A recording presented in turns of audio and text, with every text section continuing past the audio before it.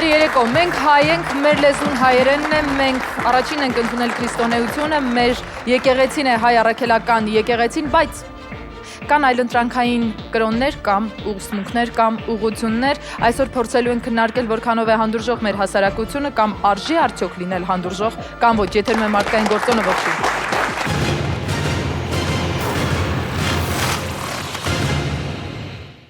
Ընդամենը 3 միլիոն բնակչություն ունեցող փոքրիկ Հայաստանում պաշտոնապես գրանցված է 64 կրոնական կազմակերպություն, ըստ տարբեր տվյալների գործում է չգրանցված 75-ից 100 կրոնական կառույց։ Ընդ որում այդ կառույցների զգալի հատվածն անհատի վրա քայքայիչ ազդեցություն ունեցող տոտալիտար աղանդներն են, որոնք օգտագործում են հոգեբանական ներգործության ուժեղ մեխանիզմներ եւ թվաքանակով ամենաշատ հետևորդներն ունեն Հայաստանում։ Եթե 1700 տարվա պատմությամբ ուրեմն եկեղեցի ունենք, միանշանակ կարելի է հավատալ մեր առաքելական եկեղեցուն։ Շատ վատ կարծիք եմ, չեմ ընդունում։ Անկեղծ ասած, ես այդքան էլ լավ չեմ վերաբերվում եւ չնայած նրան, որ ամեն մարդ ունի իր ընտրությունը եւ ինքն է որոշում, թե ինչ հավատք պետք է, ինչին պետք է հավատա։ Ես ինքս հավատք ունեմ իմ Աստծու հանդեպ։ Բոլորս էլ հավատում ենք Աստծուն։ Ես դա չեմ ընդունում, որովհետև ընդհանուր առմամբ համարում եմ, որ յուրաքանչյուր ազգի համար կարևորագույն սյուներն են կրոնը, գիտությունը եւ արվեստը։ Ինձ թվում է այդ երեք հիմքերի վրա պետք է մնա շատ ամուր եւ գոյատևի յուրաքանչյուր ազգ։ Դժվար թե գտնվի մեկը, ում գոնե մեկ անգամ փողոցում չեն կանգնեցրել ու չեն հարցրել, ապագայից ինչ սպասելիքներ ունեք։ Եթե արդեն սովորական դարձած չլիներ աղանդների այդ անմեղ հարցով մարդկանց թույլ տեղը գտնելու ու որսալու փորձերը, ապա նրանց հարցերն առաջին հայացքից սոցիոլոգիական հարցման տպավորություն կարող էին թողնել։ Գնացել եմ, պատկերացրեք, գնացել եմ եւ առանձնապես չեմ տարվել դրանով եւ չեն կարողացել ինձ վատ բառ օգտագործեմ, ամեն դեպքում չեմ սիրում ես հեղափոխություն բառը, բայց ասեմ հեղափոխել նորմալ, բայց չեմ քննադատի։ Այդ իր ընտրությունն է։ Շատ, բայց շատ հանգիստ ձևով ես ինձ մերժել եմ։ Երևակայ օրվա ընթացքում մի քանի անգամ էլ լադուրը ծեծմել։ Մեր եկեղեցին։ Շատ է եղել նման դեպքեր, նույնիսկ գիրքել են առաջարկել, ասենք զուտ ամաչելով վերցել եմ այդ գիրքը, բայց չեմ կարդացել երբևիցե։ Ինչ-որ բրոշուրներով կամ այլ ինչ-որ պատմվածքներով հավատացնել մարդկանց, որ իրենց հավատքն է ճիշտը եւ այդ է ճիշտ ընտրությունը։ Ես գտնում եմ, որ ամեն մարդ պետք է ինքը իմանա, թե ինչն է հավատում եւ ում է հավատում։ Մեր երկրում աղանդների սնկի պես աճելու միտումը ցույց է տալիս հոգևոր ու սոցիալական վակումը, որն առկա է հասարակության մեջ։ Շատ քաղաքացիներ իրենց կամքից անկախ կուն են տալիս աղանդավորների խայծը, այս կերպ գտնելով իրենց առաջնային պահանջմունքների բավարարման այլընտրանքային ձևեր։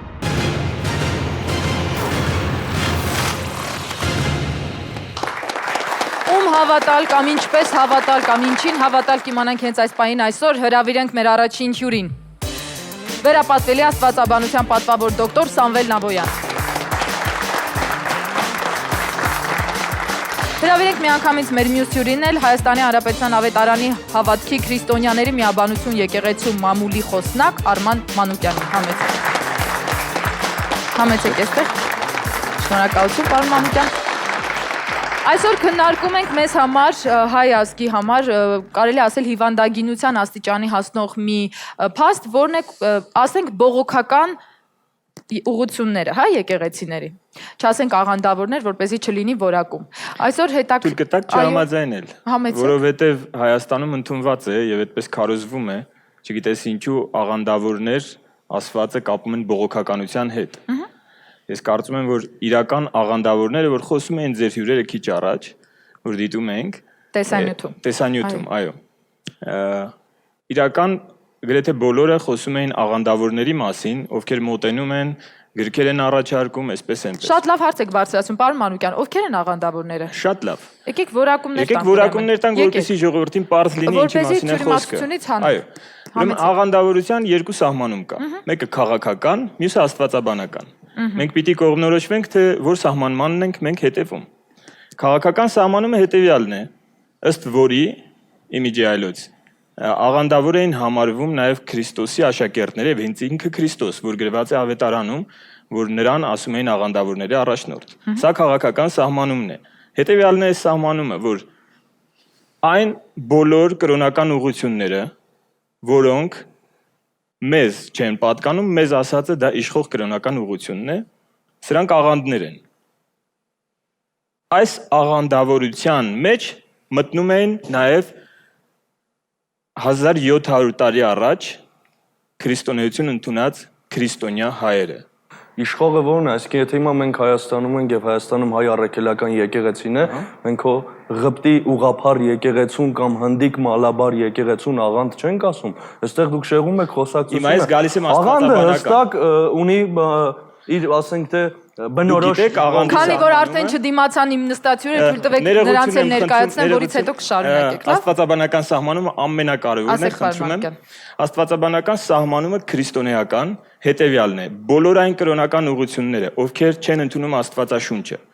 ովքեր ընդունում են, բայց մասամբ են ընդունում, օրինակ Եհովայի վկաները, ովքեր ընդունում են, բայց ինչ որ բան ավելացնում են նրա վրա, օրինակ Եթե կան մորմոնները։ ուղղություններ, որոնք չեն ավելացնում։ Բոլոր նրանք, ովքեր ընդունում են Աստվածաշունչը, աղանդ չեն համարվում։ Հիմա թույլ տվեք ներկայացնեմ իմ այսօրվա հյուրերին։ Շնորհակալություն, Դավիթ Ասատրյան, բանաստեղծ։ Ձեզ ընդմիջողը Դավիթն է։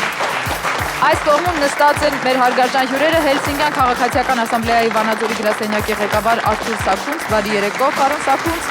եւ պրոդյուսեր դերասան Արտյոմ Զոհրաբյան, բարի երեկո։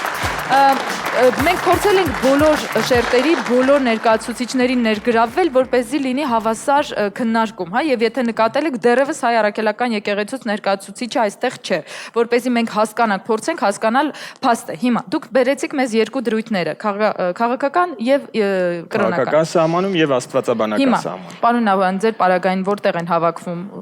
որևէ կառույցում, եկեղեցում, շինության մեջ։ Մեր հավաքները մի քանի մենք աղոթատներ ունենք, որտեղ կարողանում ենք անցկացնել, բայց եթե կարելի ես իմ այդ վտանգի մասին շարունակեմ ասել, եւ փաստորեն հիմա մարմնավորը սկսում է գերակայել։ Մարդու մարմնավոր բնազդները սկսում են կարելի ասել գերադասվել։ Օրինակ, հիմա անցյալ տարի ԱՄՆ-ում բանակում օրինականացվել է անաստապախտությունը։ Կամ այն Ամերիկայի հոգեբանների ասոցիացիան, որ երկար տարիներ շարունակ պայքարեց, որպեսզի համասեռամոլությունը դուրս անվի հիվանդությունների առողջապահության համաշխարհային կազմակերպության հիվանդությունների ցանկից, եւ 90-ական թվականներին հասավ դրան։ Այսօր արդեն պայքարում են, որպեսզի մանկապարտությունը դուրս հանվի, եւ ընթացքը տանում են նրան, եթե դուք հետևել եք մամուլին, օրինակ ասենք Շվեյցարիայում մանկապարտությունը։ Դուք բերում եք շատ ցավալի հարցեր, որոնցից յուրաքանչյուրը առանձին թեմա է հաղորդման, մենք այսօր դրա համար չենք այստեղ հավաքվել։ Ես օրինակ, որպես չիմացող մարդ, քանի որ ես հայ առաքելական եկեղեցու հետևորդ եմ, խնդրում եմ, կասեք ինձ տարբերությունը հայ առաքելական եկեղեցու հոգևոր առաջնորդի եւ ենթադրենք ձեր նշած ավետարանական։ Ես հենց այսօր տարբերությունների մասին չէի ուզում ասել։ Ես այստեղ չեմ եկել տարբերությունների մասին ասել։ Պարոն Նավոյան, ես եկել եմ այսօր գլոբալ խնդիրների մասին չենք խոսում։ Մենք խոսում ենք հայի մասին։ Ինձ թվում է, եթե մենք այսօր հայի տեսակի չենք իմանա թե Ես ուզում եմ հասկանալ։ Ես ուզում եմ հասկանալ ժողովուրդը, երբ որ նույն Քրիստոսի փրկagorցությունը, նույն եկեղեցու ընդհանրականությունը, այսինքն մեր նույն Նիկիա Կոստանդնուպոլսական հանգանակը, այնպես որ մենք առաջնորդվում ենք դեռ Օգոստինոսից եկած շնորհալիով փոխանցված սկզբունքով, որ գլխավոր բաների մեջ միաբանություն, երկրորդականների մեջ ազատություն, բայց ամեն բանի մեջ սեր։ Դրա համար ես կոչ կանեի ձեզ, որ այսօր մեր գլխավոր ընդհանրությունների անդրադառնանք, մանավանդ որ վտանգվում է քրիստոնեական արժանապատվությունը։ Շատ ճիշտ է, եթե թույլ կտաք։ Այ քանի տարի է գործում է ձեր հոգևոր ուղղությունը մոտավորապես։ Այսպես է իմ կոնկրետ ինչ որ դուք ներկայացնում եք։ Բարեկամ, ուրեմն գիտեք հայ առաքելական եկեղեցին կոմունիստական դարաշրջանում ինքը սահմանափակված է։ Եվ այդ ընթացքում դիցուկ շատ մասնավոր էր նրա Քանի տարի է ձերը կոնկրետ։ Ինձ խնդրում եմ ուղղակի հարցից առաջին մասն է։ Ավետարանական շարժումը դուք գիտեք 1846-ից է։ Այսինքն քանի տարի է մաթեմատիկալը Հայաստանում նկատի ունեք, պարոն Նավոյան։ Այսինքն մոտավոր քանի տարի ինչքան արեց, ես չեմ գամ հիմա հաշվեմ։ Հիմա նայեք թանկագինս։ Ուրեմն Ինչ տարիքին ես ուզում եմ հասկանալ, որ եթե հայ առաքելական եկեղեցին, ինչպես որ պարոն Նավոյանն է նշում, իսկապես այո Քրիստոսի հավատի եկեղեցին է, ապա որտեղից եկավ անհրաժեշտությունը ստեղծելու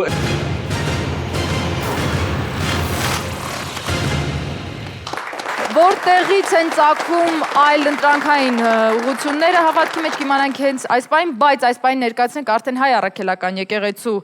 հոգևոր հովիվ, Կոմիտաս վարդապետ Հովնանյան, Մայրաթոր Սուրբ Էջմիածնի միաբան։ Օրհնեցեք։ Աստված օրհնի։ Նախ ես ուզում եմ մեր երկու հոգևոր եղբայրներին մեկ բան ասել։ Այն ինչ որ դուք ներկայացրեցիք, կրոնը քաղաքական իմաստով եւ կրոնը աստվածաբանական իմաստով, դուք զատորոշությունը չեք դնում, որ քրիստոնեություն եւ հեթանոսություն մեկ խնդիր է։ Ավանդական կառույցի ճյուղավորումը, որը կոչվեց աղանդը, մեկ այլ խնդիր, հեթանոսների համար քրիստոնյաները աղանդավոր չէին, դա ծիծաղելի է, այլակրոններ էին նրանք։ Երբ որ մենք կարդում ենք 444 թվականի Շահապիվանի ժողովի ժամանակ հեթանոս պարսիկների առաջարկությունը, նրանք մեր կրոնը անհեթեթություն էին համարում։ Ասում են, ինչպես կարող է մի տղամարդ մի կնոջ ամուսին լինել, այդ ինչ տարօրինակ կրոն է։ Թող հայրը աղջկա հետ ամուսնանա, մայրը տղայի հետ, ուրեմն մենք տեսնում ենք, որ այստեղ աղանդավորական խնդիրը այլ էր, կրոնական խնդիրները այլ, աղանդավորություն նշանակում էր նախկինում հերձվածողությունը, չէ՞։ Արիոսը ինչու էր հերձված, որովհետև նա բուն տեսակետից շեղվում էր։ Բուն աստվածաշնչից, աստվածաբանական դավանաբանությունից։ Արիոսը ասում էր երբեմն, որ ոչ էր որդին։ Հայր Կոմիտաս, մի հարց եմ ուզում տալ։ Ինչից է ստեղծում այլընտրանքային ուղղությունները, ինչից է ստեղծում այլ եկեղեցին, եթե կա այն կառույցը, որը մենք Ես մեր եղբոր հետ համաձայն եմ քաղաքական նպատակով։ Այո։ Պարակտելու համար եկեղեցին ստեղծում են ճյուղավորումները։ Հիմա պարոն Նավոյանը ասում է, խորհրդային տարիներին հայ առաքելական եկեղեցին արհեստականորեն բերվում էր պասիվություն։ Ներողություն, կարելի է անդրադառնալ իմ խոսքին, որովհետև այո, խնդրեմ, վարդապետը ասեց համաձայն եմ եւ ասեց մի բան, որ ես չեմ ասել։ Ես չասեցի, որ պարակտելու համար եւ քաղաքական նպատակներով։ Դուք ասեցիք իմ հետ համաձայն եք եւ ասեցիք ինչ որ բան, որ ես չեմ ասել։ Ներողություն, այդպես չէ՞։ Հիմա թույլ կտաք ես ասեմ ինչ եմ ասել։ Գուցե դուք համաձայնվեք, ես համոզված եմ, որ աստվածաբանական տեսակետից կհամաձայնվեք, որ հերձվածող, աղանդավոր եւ մնացած ուղղությունները, որ գալիս են միակ ճշմարիտ քրիստոնեական հավատքը եւ արժեհամակարգը ոտնահարելու եւ խարխլելու, դրանք այն ուղղություններն են, որոնք աստվածաշնչյան, մաքուր, պարզ եւ բոլորին հասանելի վարդապետությունը շեղում են, ինչպես Արիոսը, ինչպես մյուսները, եւ դրանք աստվածաբանական սահմանման մեջ են մտնում աղանդավորության։ Համաձայն եք թե ոչ, համաձայն չեմ ձեզ հետ ինչու։ Աղանդավորությունը ամբողջությամբ այլ խնդիր էր, աստվածաշնչի հետ առնչություն չուներ։ Այսինքն կարող է լինել ներողություն։ Երբ 1056 թվականին եւ Որդվո բանաձևն էր որոշվում, որը եղավ պարակտման հիմնական աղբյուրը կաթոլիկ եւ ուղղափառ եկեղեցիների, աստվածաբանության հետ խնդիր չուներ, որովհետեւ այնտեղ հարցը դրվում էր հոգին ծնվեց հորից եւ բխյալ ի Որդվո բխեց որդուց, կաթոլիկ եկեղեցին ասում էր ոչ, ծնվեց հորից եւ Որդվո բանաձևը։ Այստեղ բուն նպատակը պարզապես պատնեշ դնելն էր օրթոդոքս եւ կաթոլիկ եկեղեցու միջև իշխանության համար։ Երբ որ ես ձեզ ասում եմ համաձայն եմ, այն իմաստ ունի, որ տեսակետներ կան, որ կարող եմ կիսել, բայց տեսակետներ կան, որ աղանդ հասկացողությունը այն, որ ստեղծվում է միայն ու միայն քաղաքական նպատակով, դրանում կասկած չկա։ Հիմա ներողություն թույլ տվեք, ես տամ այն հարցը, որը ուզում եմ տալ, որովհետև ձեր աստվածաբանական բանավեճը կարող է հասնել շատ խորքերի։ Պարոն Սաքունցը նշեց մի ռեպլիկ, փոքրիկ ռեպլիկ ասած, Դավիթի հետ կապված, որ ինչ կապ ունի, որքան է տևողությունը այդ աղանդի կամ որքան ժամանակ է այն գործում։ Ես միշտ հիանում եմ պարոն Սաքունցի գաղափարներով, որովհետև շատ հետաքրքիր մտքեր եւ տեսակետներ է հայտնում, բայց չենք կարող անցյալի արժեհամակարգը վարկյանական քարուքան դանել առանց համեմատական դնելու։ Քիչ առաջ մեր սիրեցյալ եղբայրը մի բան նշեց, որ հայ բողոքականությունը հիմնվել է 1846 թվականին, այսինքն Թուրքիայում համարվեց պրոտեստանտ միլլեթի հասկացողությունը, որովհետև դրանից որոշ ժամանակ առաջ 1934-ին կաթոլիկներն էին միլլեթ հայտարարվել։ Այն, որ պրոտեստանտ միլլետ հայտարարվեց, հայը, սա նշանակում է քաղաքական նպատակ ուներ, որովհետև միլլետ հավատացյալ խումբ չի նշանակում, ազգություն, ժողովուրդ է նշանակում, հայ ժողովրդին բաժանում էին 3 մասի, կաթոլիկ հայ ժողովուրդ, միլլետ է եւ ոչ թե հայ, այլ պարզապես ժողովուրդ կաթոլիկ, պրոտեստանտ միլլետ ժողովուրդ եւ հայ առաքելական եկեղեցվո, որին իրեն կոչում էին գրիգորյանական եկեղեցի։ Ուրեմն այս ձևով մենք տեսնում ենք աստվածաբանությունը ովևէ դեռ չէ, եւ գիտեք ով էր հիմնադիրը, չէ՞։ Կարծեմ շատ լավ գիտեք, 1819 թվականին Պորտ ընկերության առաջին քարոզիչը ով էր, որ եկավ Արևմտյան Հայաստան։ Լևի Փարստոնը։ Ուրեմն մենք պետք է մտածենք ինչն է պատճառը, որ օտարները գալիս են եւ մեզ իբրև թե փրկության ճանապարհ ցույց տալու անվան տակ մեզ իրարից բաժանում են։ Նայեք մենք նստած ենք այստեղ 6 հայ, ամեն մեկս ունենք մեր տեսակետը, ունենք ատելության նաեւ մեր շրջածիրը։ Կարելի է անդրադառնալ։ Մեկ վարքյան ներեցեք պարոն Մանուկյան, Արտյոմը նստած է, պրոդյուսեր դերասան։ Ինձ հետ շատ բարձ հարց եմ տալիս։ Արտյոմ, դուք ինչ դավանանք ունեք։ Քրիստոնյա եմ ինձ համարում։ Լավ, իսկ որ եկեղեցու հետևորդն եք կոնկրետ։ Ճիշտն ասած, ես Աստվածաշնչի հետևորդ եմ ինձ համարում։ Այսինքն ես այս պատասխանը կարող եմ երկակի հասկանալ։ Երկնակի հասկանալ, Այսինքն չտրվեց կոնկրետ պատասխան, որտեղ Աստվածաշունչ, բայց եկեղեցին կնքված եմ, փոքր վաղ կնքված եմ եղել, բայց հարցը նրանում է, որ իմ հոգևոր կարիքները բավարարում եմ ասենք Աստվածաշնչից, դրա համար եմ ասում Աստվածաշնչի։ Ես ինչու եմ ասում, որովհետև ես մի օր Facebook-ով ընդունում եմ սոցիալական կայք, հազարավոր էջեր են գալիս, ես պատահաբար ուղղակի տեսա, որ դուք կյանքի խոսքին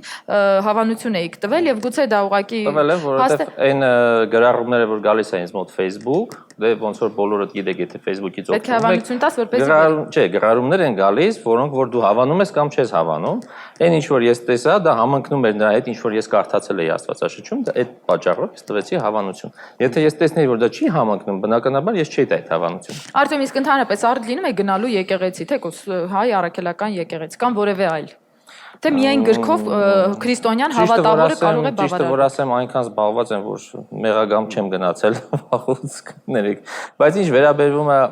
առաքելական եկեղեցուն, ես կուզենայի իմ կարծիքը հայտնեի այդ առումով։ Ես գտնում եմ, որ առաքելական եկեղեցին շատ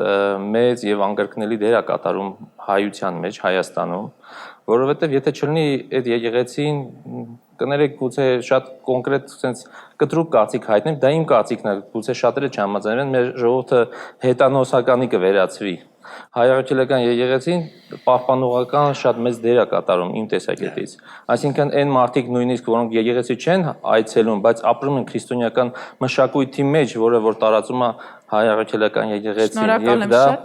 Ահա, բայց մյուս կողմից ուզում եմ ասեմ, որ գուցե ես շատ կներեք էլի, որ երկարացնում եմ, ուղղակի ուզում եմ ասեմ, որ ես ինձ իրավունք չեմ վերապահում ստեղ ինչ-որ բան խոսալ, այնպեսի հեղինակավոր մարդիկ են նստած, ես աստվածաբանության մեջ ոչինչ չեմ հասկանում, ուղղակի կարծում եմ, որ լավ կլիներ, որ հիմա ես կողքից նայում եմ որպես սովորական հայ, ժողովրդի գուցե հեռուստադիտողն էլ այդպես նայում, ու ես խճճվում եմ այս զրույցից։ Մենք էլ ենք խճճված, մարդիկ խճճված են, եւ այդ զրույցը հենց դրա համար է, որ հասկանանք ինչու են մեզ խճճում։ Նազենի, ես շատ կուզենայի, որ այս զրույցը հեռուստադիտողին, գուցե ինչ չէ հեռուստադիտողին, բերեր ինչ-որ մի բանի, որ նա հասկանար, բայց ավելի շատ խճճվում եմ։ Արտյոմ, ներեցեք, որակումներ մի տվեք, սա ընդամենը ծրագիր է, որը բարձրաձայնում է եղած խճճված հարցը։ Ես ինքս լինելով քրիստոնյա, այնքան հարցեր ունեմ, այնքան չպատասխանված հարցեր, բայց ներեցեք Դավիթ, դուք ինքներդ բանաստեղծ եք, այլտեղ աշխատում եք։ Դերասան եմ նաև։ Դերասան եք նաև։ Նկատի ունեմ գործով զբաղված լինելու արդյունքում միևնույն է, հասցնում եք գնալ եկեղեցի կամ ուր եք գնում կամ որ ինչ։ Հայ առաքելական ցանկացած եկեղեցի, որը հայ առաքելական է։ Հիմա գուցե մարդիկ մտածեն, որ ես շատ հետամնաց եմ։ Ներողություն եմ խնդրում, գուցե իմ ջահելությունից անձամբ Մովսես Մարգարեն Հայաստանում եկեղեցի հիմա հիմնի, ինձ դա պետք չի։ Հասկացեք, հիմա որովհետև եթե այս խնդիրը գալիս է առաջ, որ հա ինչ անենք բոլորս էլ, հիմա հարց եմ ուղղում բոլորիդ, ես անունս Դավիթ, վերցնում եմ մի քանի հոգու, վերցնում եմ Աստվածաշունչը, հայ առաքելական եկեղեցու ամբողջ դավանաբանությունը, ու ինչ որ կառույց եմ հիմնում, անունն էլ դնում եմ, ընդունենք, ասենք, ոչ մեկի նման չլինի, ասենք, բան,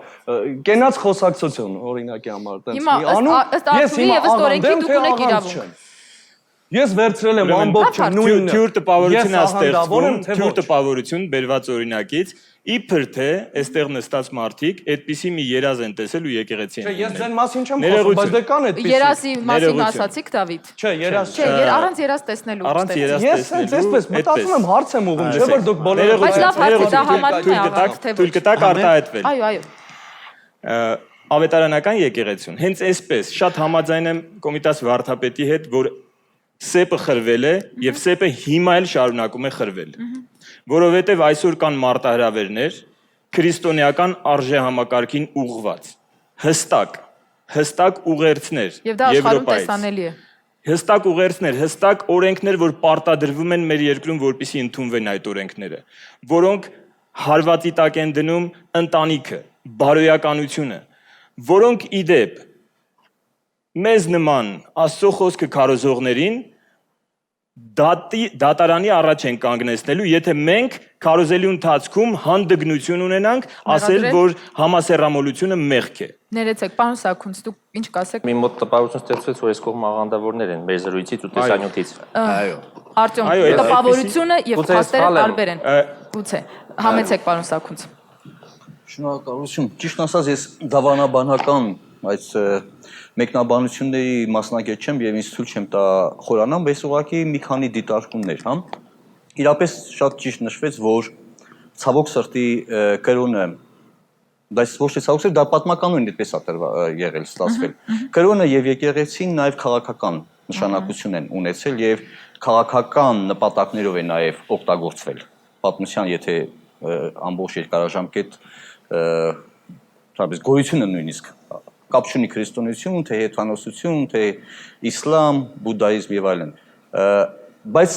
մարդկությունը ըստ էության ստեղծել է տարբեր մոդելներ, հա, ինչպես համակերպել իր համակեցությունը կրոնական հավատալիքների եւ քաղաքական համակարգերի, տնտեսական համակարգերի այդ հավասարակշռությունը։ Եվ մոդելներից մեկը կա իհարկե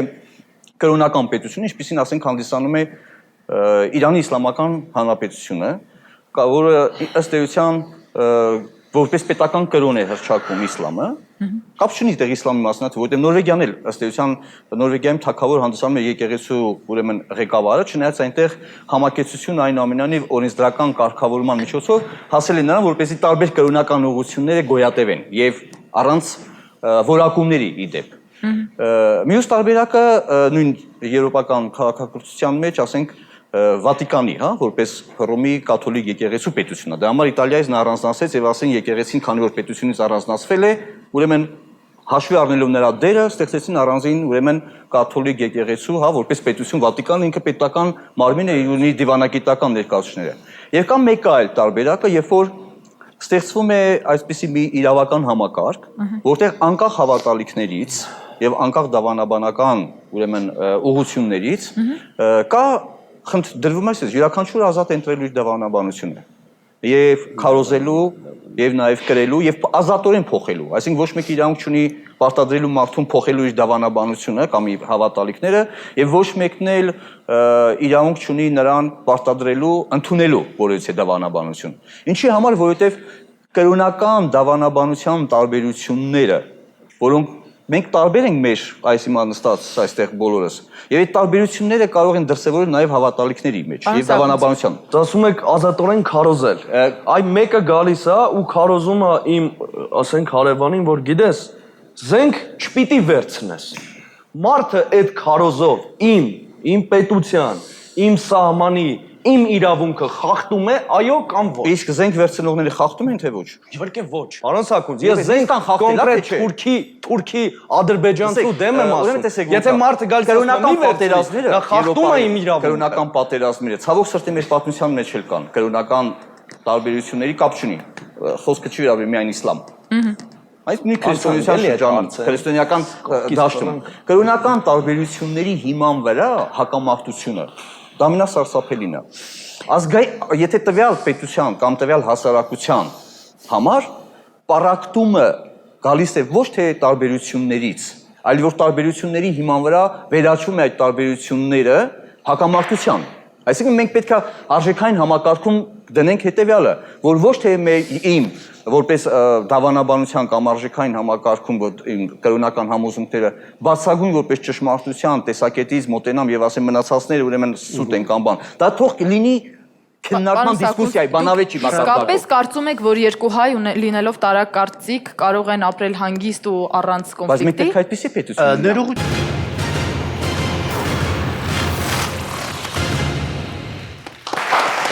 Պարոն Սաքունց, ես կարծում եմ ձեր մոտեցումը շատ հրաշալի է։ Քրիստոնեական ոգի կա, հումանիզմ կա։ Ես կուզենայի այդ հումանիզմի արկայությունը Անգլիայի եւ Իռլանդիայի փոխհարաբերության մեջ էլ տեսնել, բայց դժբախտաբար քաղաքակիրթ Անգլիայում առ այսօր կաթոլիկները եւ բողոքականները միմյանց բզկտում են։ Սա նշանակում է, որ ցավոք սրտի կրոնական տարակարծությունները ստեղծվում են արեստականորեն, ոչ թե հավաքականությունը միացնելու։ Մեր բարեկամը, երբ որ նշեց, ինքը նկատի ուներ Եհովայի վկաների քարոզչությունը, որ բանակ չգնաս եւ զենք չվերցնես սրբություն սրբոց երկիրդ պաշտպանելու։ Եթե մենք երկուսով գիշերը կարողանում ենք հանգիստ քնել, դա շնորհիվ մեր այդ նահատակվող տղաների, որոնք ամեն ինչի գին կանգնած են սահմանին եւ պաշտպանում են մեր սրբություն հայրենիքը։ Այնպես որ ես կարծում եմ այստեղ կրոնը շահարկել եւ Քրիստոսի կամ Աստվածաշնչի անունով նման բան քարոզելը հակասում է 5 տակարանյան օրենքին գոնե։ Բացեք մի հատ Թորայի 5-րդ գիրքը եւ 7-րդ համարը տեսեք ինչ է ասում։ Մտնես ամաղեք, մինչեւ վերջին մարդը կոչնչացնես։ Ուր է այդ պարագային զենք չվերցնելու գաղափարը։ Ուրեմն պետք չէ խաղարկել քրիստոնեության հետ, այնպես ինչպես օրինակ ես ապշում եմ, երբ մարդը հայտարարում է ես ավետարանական եմ, ներողություն, կարող ես ավեստա եմ կարդում քարոզում կամ Ղուրան եմ կարդում քարոզում։ Մենք էլ ենք բոլորս ավետարանը կարդում եւ քարոզում։ Ուր է մեր անիմաստության այս պարակտումը։ Մենք էկումենիզմ ենք ուզում ստեղծել, միանանք բոլորս, ծառայենք մի ազգի, մի նպատակի եւ մեր փրկիչ Այսուս Քրիստոսն։ Ես իմ խոսքի կառուցման ժամանակ հղում չկատարեցի Աստվածաշնչին, ոչ քրիստոնեությանը։ Իհարկե, որպես քրիստոնեական մշակույթի եւ քաղաքակրթության ներկայացուցիչ անխուսափելի է նույնիսկ, ասենք թե այն համակարգը, որի հիմքում, հա, եւ որի հիման վրա նաեւ ձևավորվել է մարդու իրավունքների ամբողջ կոնցեպցիան, այլ կերպ իմ խոսքը կառուցվեր կամ ներկայացվեր։ Խնդիրը դուք շատ լավ նշեցիք։ Օրինակը բերելով Հյուսիսային Իռլանդիա եւ Անգլիա այդ հակամարտությունը։ Դա վկայում է ոչ թե այն մասին, որ կրոն այդ տարբերություններն են մեղավոր, որ մեկը բողոքական, մեկը կաթոլիկ, այլ ուղղակի չեն կարողացել դեռևս ձերբազատվել կրոնական տարբերությունները քաղաքական նպատակներով չօգտագործելու այդ հրապուրանքից։ Այսինքն մենք չենք հավակնում ասելու, որ կատարյալ ամենտեղ խնդիրներ լուծված է, բայց մենք մեր իդեալական այն պատկերացումը, որը մենք պետք է միշտ ունենանք մեր մտքում, թե ինչպիսի հասարակություն եւ ինչպիսի պետություն ենք ուզում ունենալ, եւ դրա տեսակետից ենք մենք քննարկում կոնկրետ խնդիրները, այսինքն եթե մենք ունենանք այդ պատկերացումը համակեցության, մենք կարող ենք բերել փաստեր։ Պարոն Սաքունց, ես ունեմ այնպիսի փաստեր, որոնք այսօր չեմ հրապարակում իպարծ պատճառով, որ չասեն ես սուբյեկտիվ եմ։ Երբ չեմ նշում անունը։ Որովհետև ասեցիք դուք առաքելական եկեղեցու ներկայացուցիչ։ Եվ ես ունեմ դրա իրավունքը։ Եթանեք աթեիստական։ Բայց որևէ մեկը չի մեղադրում ինձ, որ ես առաքելական եմ, ոչ էլ ձեզ, եթե դուք ինքը ինչ է անելու, ոնց է տեղավորվելու, այսինքն այստեղ կա նաև մի մարդկանց մի խումբ, որոնք փաստացի գոյություն ունեն։ Այսինքն ոչ ավետարանական, ոչ առաքելական, ոչ կաթոլիկ, այո, կան նաև խոսակցությունը։ Ներեցեք։ Կներեք, ես ուզում եի հիշել այն օրենքը, երբ որ ասվեց, որ պետք է պարտադրանք չլինի մարդու կրոնական ընտրության համար։ Ճիշտ է։ Եվ կան այնպիսի կազմակերպություններ, նրանցից որևէ մեկը այսօր այստեղ ներկա չէ, դա հաստատ, որոնք անպայմանաբար իրենց մոտ աշխատանքի ընդունելու համար պարտադրում են քեզ իրենց այլընտրանքային կրոնը։ Լավ է դա թե վատ, իմ որոշելի անելիքը չի, բայց կան այդպիսի հզորագույն կառույցներ, որոնք ունեն շատ լուրջ ֆինանսավորում։ Ուղղակի ես չեմ բարձրաձայնում, որ իրոք ինձ սուբյեկտիվիզմի ոչ, որովհետև սա դրա մասին չէ։ Մենք ունենք հանդիսասրահից մարդիկ, ներեցեք հանդիսասրահից թույլ տվեք խոսել բոլորը, համեցեք։ Շնորհակալ եմ։ Ես ներկայացնում եմ հայավետարանական եկեղեցու որպես վերապատվելի Արմեն Միքայելյան։ Կարծում եմ, որ ավետարանական ասած հասկացողությունը շատ լայն է Հայաստանում, բայց ես ներկայացնում եմ պարզապես հայաստանյաց ավետարանական եկեղեցի, որի մասին խոսում ենք 1846 թվականներին։ Հայաստանյաց ավետարանական եկեղեցին բոլորին հայտնի է, որ աղանդավոր եկեղեցի չէ։ Եվ ավետարանչական ընկերակցություն, ավետարանչական եկեղեցի գոյություն չունի, ունի ավետարանչական ընկերակցություն բարեգործական կազմակերպություն։ Նախ կուզեմ հիշեցնել, որ կա կարծիք, որին ես համամիտ եմ։ Արտասահմանում ավետարանական եկեղեցին քույր եկեղեցի է, առաքելական եկեղեցին համարվում եւ աղանդավոր չէ, բայց Հայաստանում ավետարանական եկեղեցին գործում է աղանդակերպ։ Վերապատվելի մեկ բան կարող եմ ասել։ Այո։ Դուք, որ քույր եկեղեցի եք համարում հայ առաքելական եկեղեցուն, հայ առաքելական եկեղեցու անդամներին վերամկրտում եք կամ ոչ։ Անձամբ ես ոչ։ Անձամբ դուք չէ, եկեղեցու մասին է խոսքը։ Եթե թույլ տաք, այո, եթե թույլ տաք, ես վերամկրտում եք կամ ոչ։ Ասեցի անձամբ ես ոչ։ Անձամբի մասին չենք խոսում։ Մենք չենք եկել ձեզ հետ հարաբերություն ճշտելու։ Մենք եկել ենք կառույցի մասին խոսելու։ Հիմա ես հարց առաջ քաշեցի, որ կա աղանդավոր վերամկրտում եք։ Ուրեմն ուր մնաց քույրության գաղափարը։ Եթե թույլ տաք, ես շարունակեմ, դուք հայտնի կլինի քույրության կամ եղբայրության որտեղ է մնում։ Մենք այսօր փորձում էինք հասկանալ, որոնք են եզրույթները, որոնք են հարմարվում աղանդ, որոնք ոչ, որոնք են օրինական քույր կամ եղբայր եւ առհասարակ որն է ճիշտը։ Եվ սրա մասին էր այս հաղորդումը, որ ընդամենը դարձավ ակնարկ։ Ես ձեր հարցին պատասխանում եմ հետեւյալ կերպ, շատ պարզաբանումով։ Ինչու է որոշակի եկեղեցի, հիմնական ես ավետարանական եկեղեցու մասին եմ խոսում, շատ անգամ դիտարկում Հայաստանում որպես աղանդ, որը որ չի համապատասխանում պարզապես եկեղեցու մեջ գործող անձանց իրենց սխալ վկայություններն են, գործելակերպն է։ Շատ լավ, վերապատվելի մեկ բան հարցնեմ։ Հայ ավետարանական եկեղեցին կամ հայաստանյաց ավետարան ինչ դավանանքի է հետևում։ Ֆրանսայում Ժոել Միքայելյանը, Ռենե Լևոնյանը եւ Ժիլբեր Լևոնյանը լինելով հայ ավետարանական եկեղեցու պատվերիներ, ամեն մեկը հետևորդն էր մեկ այլ դավանանքի։ Ես կուզենամ իմանալ հայաստանյաց, այսինքն ես ասում եմ սա, Մարսելիայում աշխատած շրջանից, որ հստակ գիտեմ Ժիլբեր Ռնեի եղբորից, Ժիլբերից եմ լսել դա։ Հարգելի պարոնայք, ես շատ շնորհակալ եմ ձեզ բոլորիդ այստեղ ներկայության համար, իսկապես ի սրտե շնորհակալ եմ, սա մի այնպիսի թեմա է ծանր բոլորիս համար, որը պետք է գուցե պարբերաբար բարձրաձայնենք, որպեսզի հասկանանք թե պառակտման խնդիրները եւ թե վերամիավորվելու կարևոր դրույթը, սկզբունքը, որոնք սրա վրա պիտի դրվի շեշտադրումը։ Էկումենիզմ պիտի լինի։ Մենք էկումենիզմ չունենք, եղբայր։ Այն, որ դուք խոսում եք ատելությամբ մորմոնների մասին, ես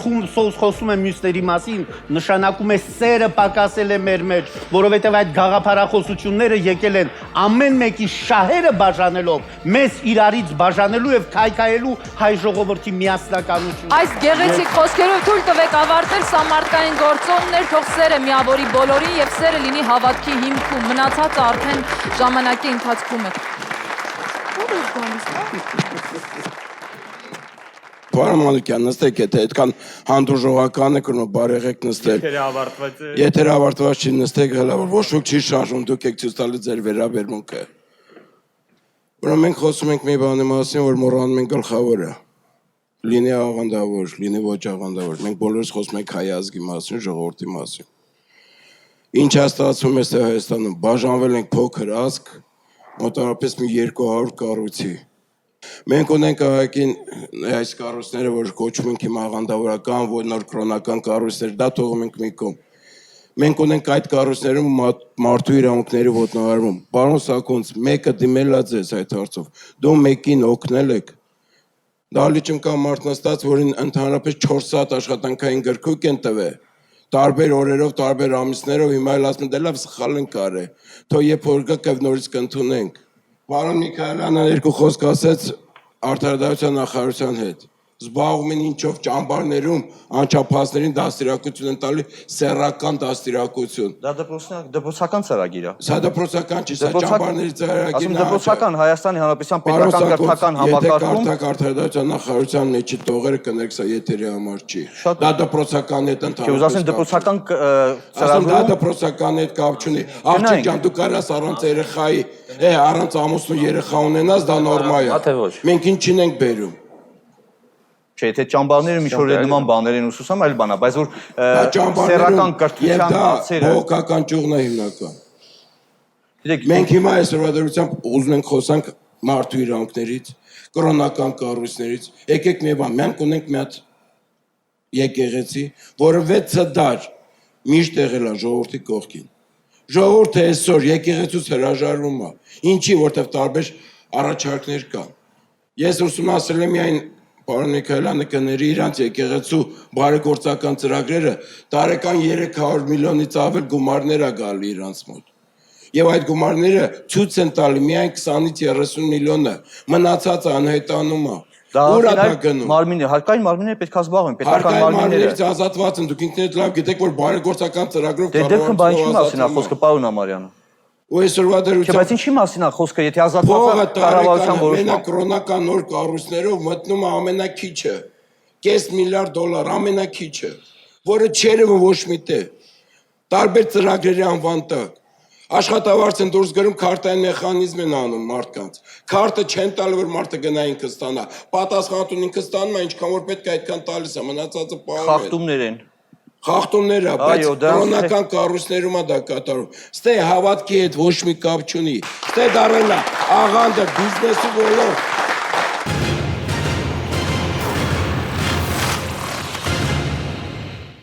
Հանրայդ փաստ է, որ պատերազմի հետևանքով մերին ստացել է վնասվածք։ Օրենքը շատ կարևոր է եւ լուծելի է, եւ իրոք դա ոչ ոք թող չասի, որ դա դժվար է կամ բան խանգարում է։ Ոչ ոք չի խանգարում, միայն խիղճ է պետք ունենա։ Շատ տիպիկ օրինակ է, որ ցույց տան հանրությանը, որ այդտեղով անցել է թուրքը ոչ միայն այդտեղով, այլ նաև չի խնայել մանուկ երեխային։ Երեխաներից մեկը մուրճով խփեց տվյալ, չգիտեմ, գտած ապրանքին